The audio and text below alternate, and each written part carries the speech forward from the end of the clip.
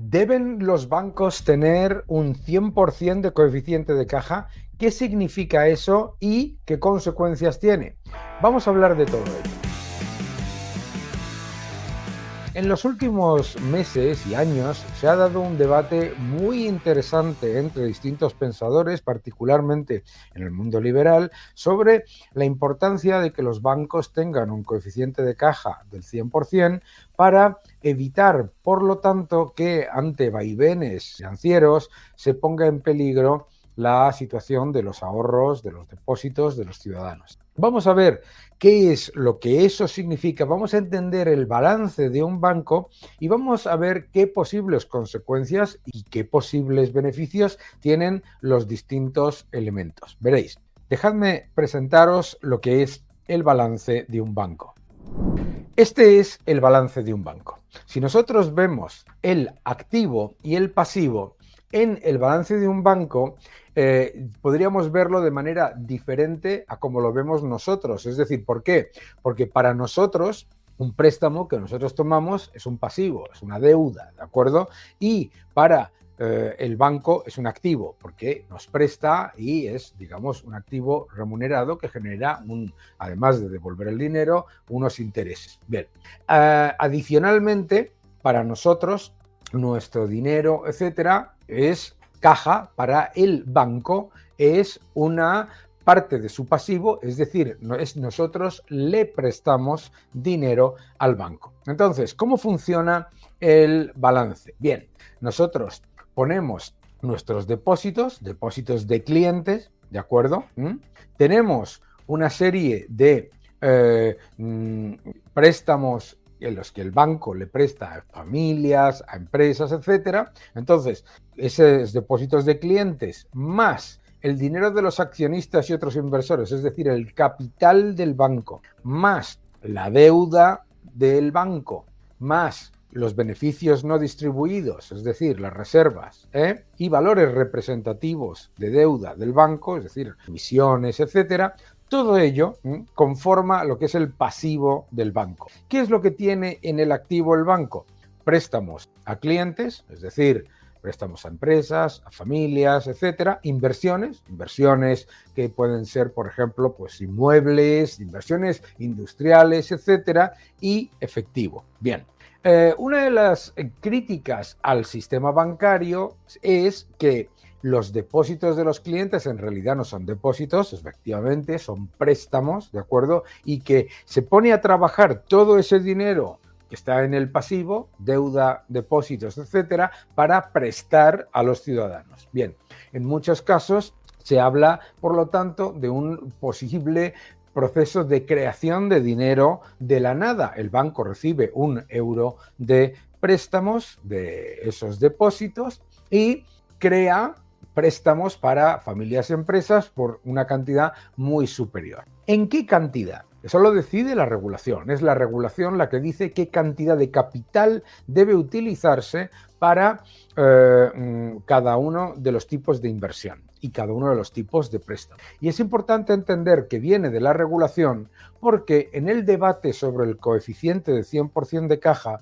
muchas veces se nos olvida que los grandes problemas financieros que pueden ocurrir dentro de una entidad financiera, por donde suelen saltar, no es por el descalce entre depósitos y préstamos, sino por el valor de esos préstamos que se tiene que reorientar y se tiene que provisionar cuando hay una caída en el mercado, en la valoración de esos préstamos y de esas inversiones, y algunos de esos préstamos van a fallido, se tiene que hacer una provisión. Se hace una provisión que va al pasivo y entonces eso o puede ir vía beneficios o puede ir vía acciones, es decir, una ampliación de capital. Claro, si hubiese un coeficiente del 100% de caja, los depósitos de los clientes estarían garantizados 100% por el efectivo que tiene el banco. Y además estarían en muchos casos, la propuesta más liberal sería que esos depósitos y ese efectivo estuviesen en una cuenta aparte liberada del riesgo que se pueda generar por la parte de de las acciones del banco o por la parte de las inversiones. Bien, esto es de manera teórica, es interesante, pero debemos entender que es precisamente la mutualización de ese proceso de préstamo que hacemos cuando ponemos un depósito en el banco, la mutualización y la capacidad de prestar e invertir en la economía es precisamente lo que hace que nos puedan ofrecer crédito más barato y más abundante. Es decir, la reserva fraccionaria es uno de los factores esenciales para la democratización del acceso a crédito. En el caso de que hubiese un 100% de coeficiente de caja, entonces los bancos probablemente solamente podrían conceder crédito a las empresas y familias en base a su capacidad intrínseca de repago de los préstamos. Y en muchos casos el riesgo de la persona que pide prestado, de la familia que pide prestado, de la empresa, podría llevar a que los tipos a los que se les presta no fuesen los que estamos acostumbrados, sino que fuesen del 25, del 30, del 35, del 40%, ¿no?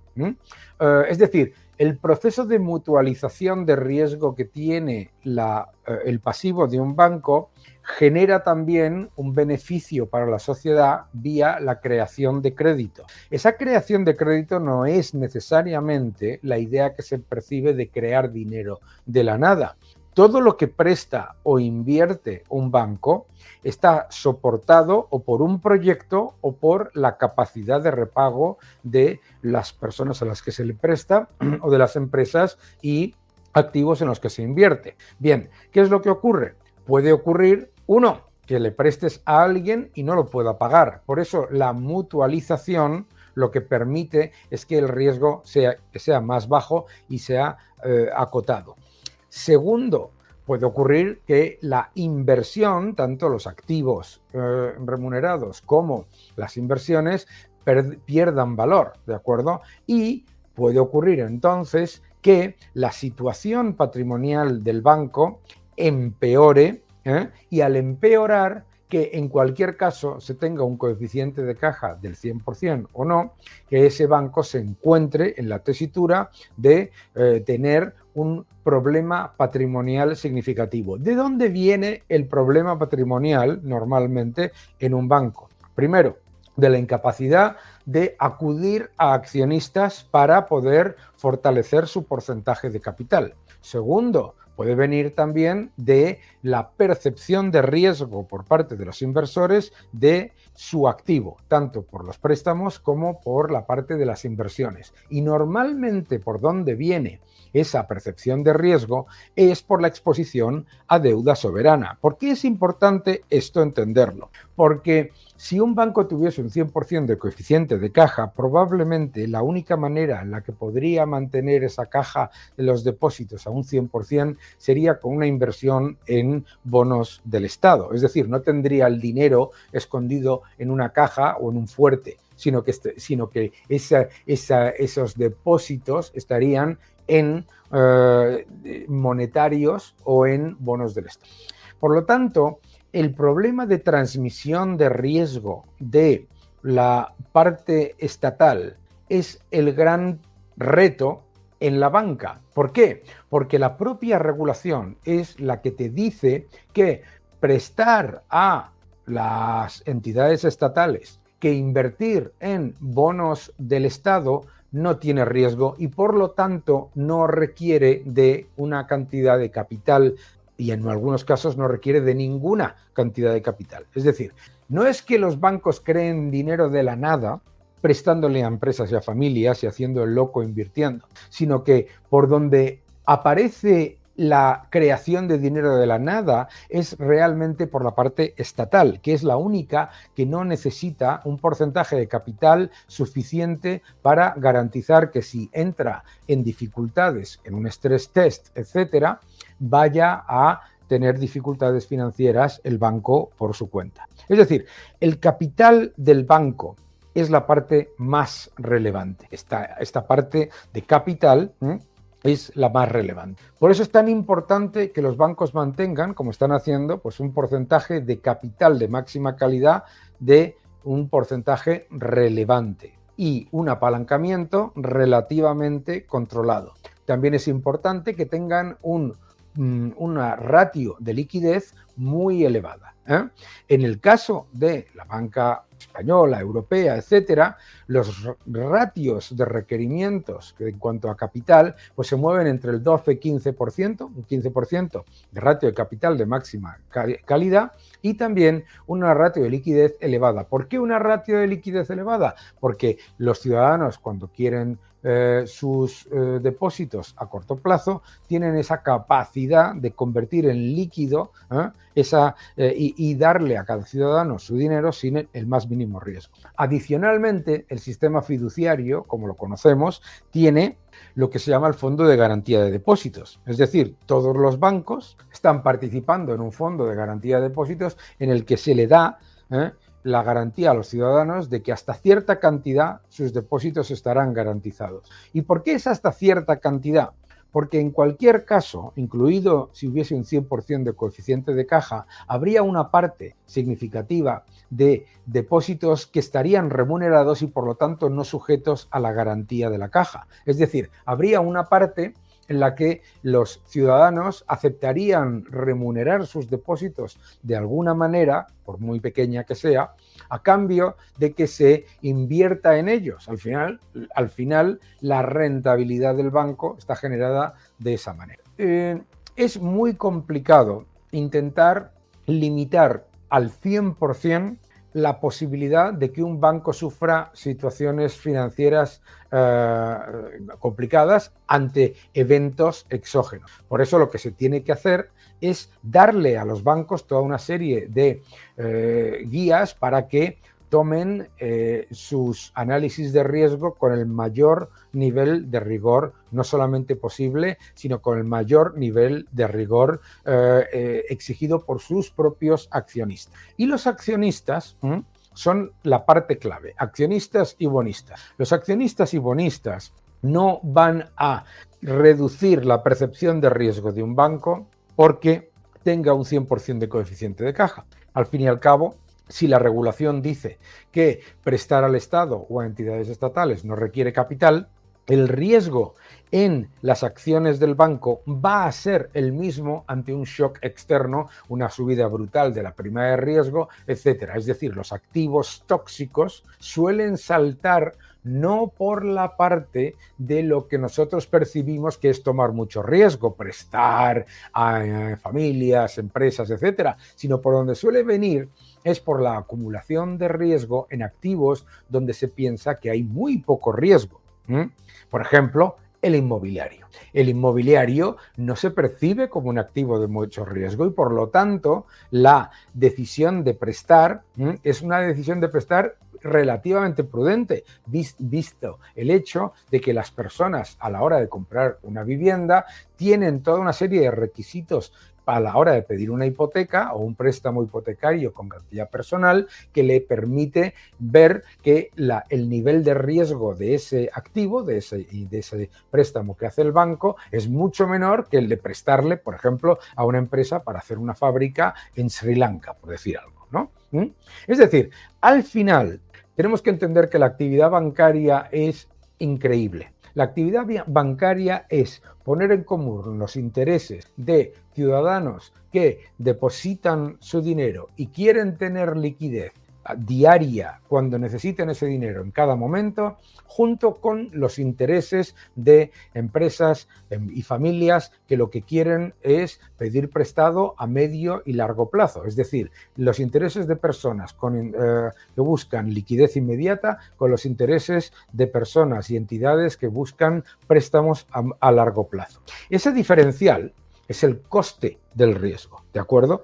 Y el coste del riesgo en las crisis financieras no vienen porque los bancos tomen un exceso de riesgo así porque son malvados y que quieren que todo vaya mal, sino porque los bancos centrales son los que fijan unos tipos de interés que están por debajo de los niveles del riesgo real que existe en el mercado. En realidad, el debate entre 100% caja, coeficiente de caja, y mantener la reserva fraccionaria se disipa con que se permita que los tipos de interés floten libremente y, por lo tanto, a medida que aumente el riesgo, suban los tipos de interés y con ello se mitigue el riesgo del activo, y con la eliminación de la decisión por parte de los bancos centrales de monetizar la deuda pública, que lo que hace es que las entidades financieras,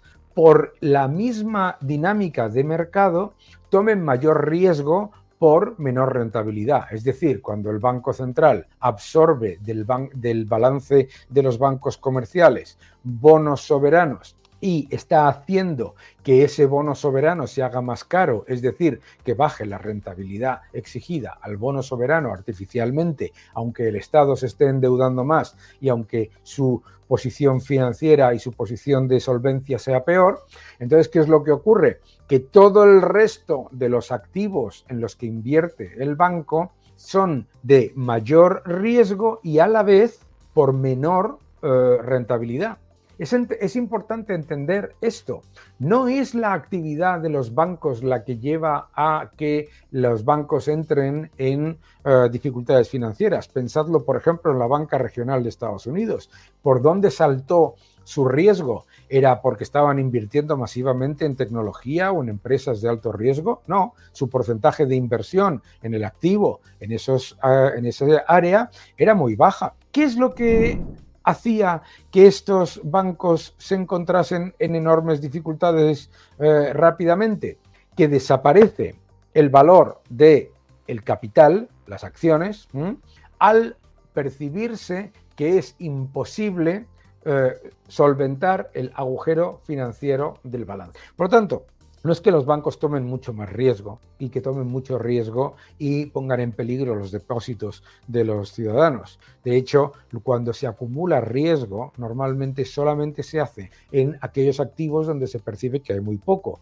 Activos inmobiliarios, en bonos del Estado, en algo que se ha creado el constructo de que tiene muy poco riesgo. ¿Cómo se elimina el riesgo de que el banco entre en dificultades financieras, desaparezca y pierdan los ciudadanos sus depósitos? Dejando que los tipos de interés floten libremente y eliminando las inyecciones de liquidez de los bancos centrales, que lo que están haciendo es disfrazar el riesgo soberano y, por lo tanto, con ello disfrazando toda la paleta de riesgo por el otro lado. El coeficiente de caja de 100% es una manera de mitigar ese riesgo en un entorno en el que no se puede hacer nada con respecto a dejar libres los tipos de interés y limitar la acción destructiva del poder adquisitivo de la moneda de los bancos centrales. Pero eso no significa que no vayan a entrar los bancos en dificultades financieras, porque si separamos los depósitos y la caja y nos quedamos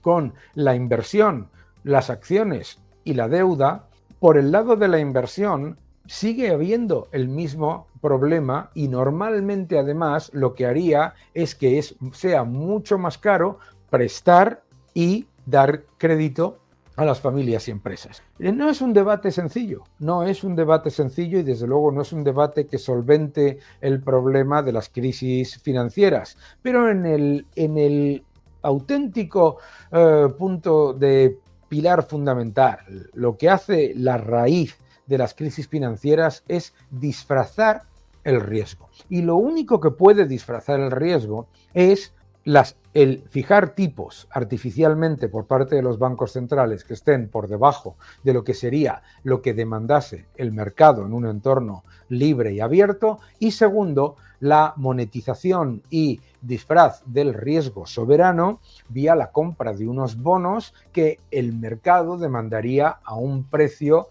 diferente y con un coste diferente. Esto es la clave. La clave al final, en un mundo como el nuestro, es darnos cuenta de que la actividad bancaria ha sido el principal creador de progreso económico y lo que ha sido la maravilla del progreso económico y de la democratización del crédito, que ha sido el sistema financiero que tenemos actualmente.